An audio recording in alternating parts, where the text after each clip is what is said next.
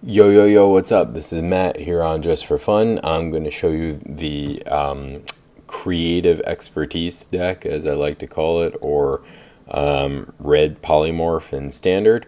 This deck is a fun deck, but you should sleeve it up and give it a shot because I really enjoy playing with it. And I made a very stupid sideboard plan that I hope you enjoy and get a kick out of. So, 27 lands, which is super high, but the reason for that is that A, we're playing four Cathartic Reunions to loot into our combo, and B, because we want to get to five lands every time so we can cast Indomitable Creativity on five. Six is better even, but you'll see what I mean in a second. So, actually, I kind of want to change the deck in that I want to make Warping Whale a 4 of. This is an incredible card that I never even realized was a thing before. Because you read the modes and you're all like, none of these things are worth a card, really. Like, countering a sorcery spell is kind of like shitty for 2 mana. Exiling a creature with Power Toughness 1 can be good. There are 2 mana or more creatures that have a Power and Toughness 1, so I guess it could be good, right? And then creating a Scion is not the best, but that is instant speed ramp. So like end of turn, you can cast this to get a Scion, and then next turn you have one more colorless mana to work with. So that's an often overlooked thing with this card. I overlooked it at least. And that kind of makes me want to go up one more on this so I can maybe get creativity for 3 or 4. Excuse me, sorry. Instead of just 2, which is the typical amount I cast it for. So we've got these 8 cards as our like interactive cards slash make mischief is somewhat interactive. But this is also a token maker, so kind of goes in both of these piles. These are token makers. These are amazing token makers that let you cast all these other things. So everything here and down we can cast off of this, and that's just bonkers. Plus, this is like a lucky card for some reason. It always ends up in my opening hand. So love it. Love the card, and I'm going to be, believe me, brewing and playing with this card a little more. So a bunch of random token makers. This is kind of the best one right now. But just stuck a few others in there for shits and grins because we want to make sure we hit our tokens.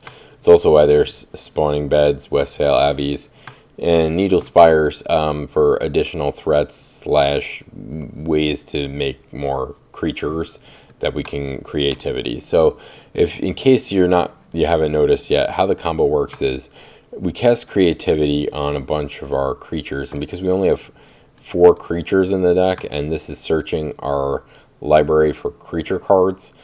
We don't have any artifacts, so we're going to hit, however many. Let's say we cast this for 2, we're going to hit 2 of these for certain.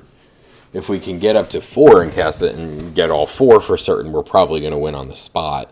But even 3, we're pretty likely to hit Chasm Guide and one of the other 2. And basically, these are just big, huge, dumb things that kill our opponents quickly. And they all have other abilities and whatnot. But Chasm Guide gives them haste, right? So that's why that's one of the creatures. You're like, why is this dumb 3/2 there? It's there to give these big, fat things haste. So sometimes you draw one of these fat things in your opening hand, and that kind of sucks. So that's why there's 4, really, because realistically, this standard is so fast. If you're not casting this on turn 5, you're probably going to die. Even with like removal and chump blocking with tokens and whatever, it's kind of hard to set it up.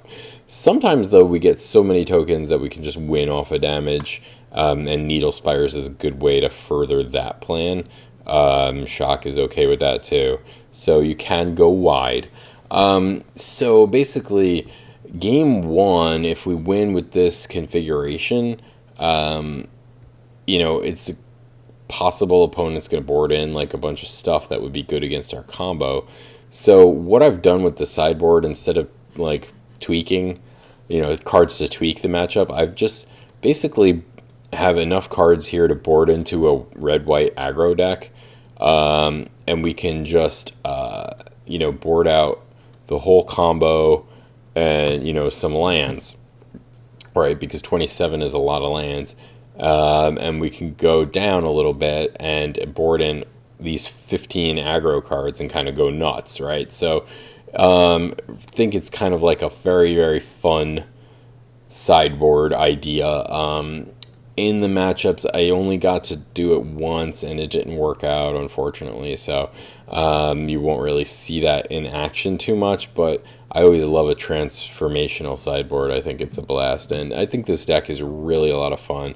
And I'm working on a modern version of it too, with better fatties and better everything, but it's still pretty sweet. So yeah, watch the matchups and play it. You'll have fun with it. It's not an expensive deck either, really. Ulamog is the only card that costs anything other than lands. So, but as I've said before, I'll say again, you should always invest in real estate.